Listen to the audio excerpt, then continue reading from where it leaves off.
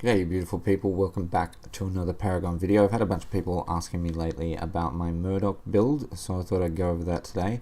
As you can see, Murdock is disgusting in his basic attack power, shitty mobility, shitty durability, and decent ability power. I really like this guy, and my build is pretty decent I feel like, so we'll go over that and tell you how I build him. Okay, so first off we'll move on to his abilities. Okay, so here we are over on his abilities now. What I take first is completely dependent on who I'm laning against. I always lane Murdock, hopefully in a dual lane on red, whichever side red lane is. Okay, so I either start with Move Along, Static Trap, or his Buckshot. Okay, if someone has a pull, I will more than likely go for Move Along. If I know I'm going to have my lane freezed off pretty well, I'll just go for Buckshot. But if I think I'm worried at all, I'll go for Move Along first, then Static Trap, and then Buckshot. Okay, Buckshot I just get just to make sure if I need to hard push the minions while I've got my lane frozen, I can do so.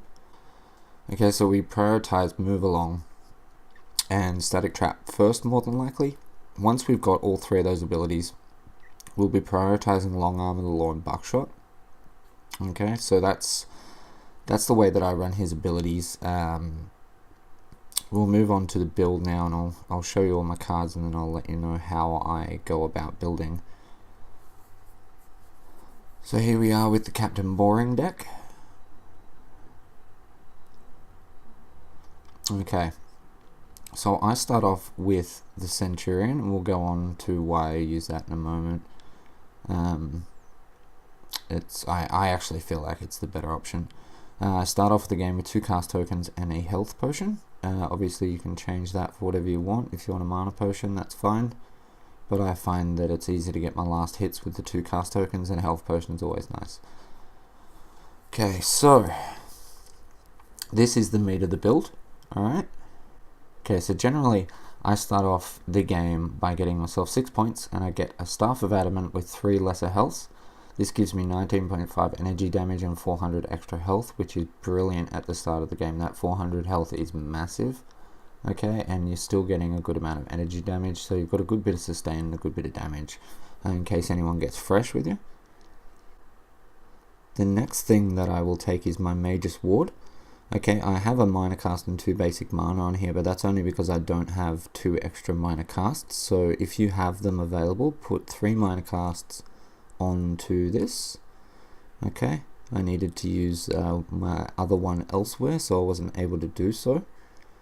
That'll give you another good bit of damage, and it'll give you some good visibility to make sure that you do not get ganked. Okay, wards save lives, make sure you have a ward in your deck. The next thing that I will go for is often actually Whirling Wand, just to get a bit of attack speed going. But it'll either be that or one of my 2 micro nukes. Okay,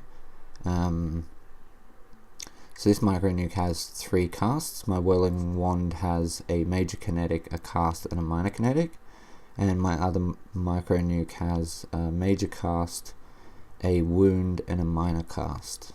Okay, now the next thing that I'll generally go for is try and get my Agoran Scepter maxed out with 3 major casts, and then I will go for probably my Rift Major Scepter with a major cast, and a minor wound. Okay, I have a Meltdown there for some energy pen. I don't ever really use it, but it's there in case I want it.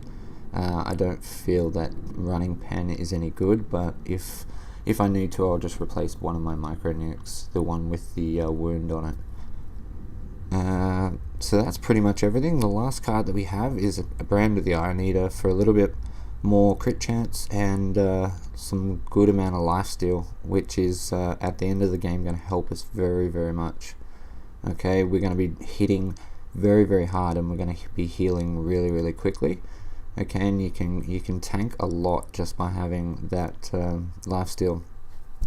Now, the reason that I use Centurion is if you take into account that you only get 65 energy damage from Archmagus, okay, if you and another Murdock have the exact same amount of health, and you're dealing, let's just say for example you have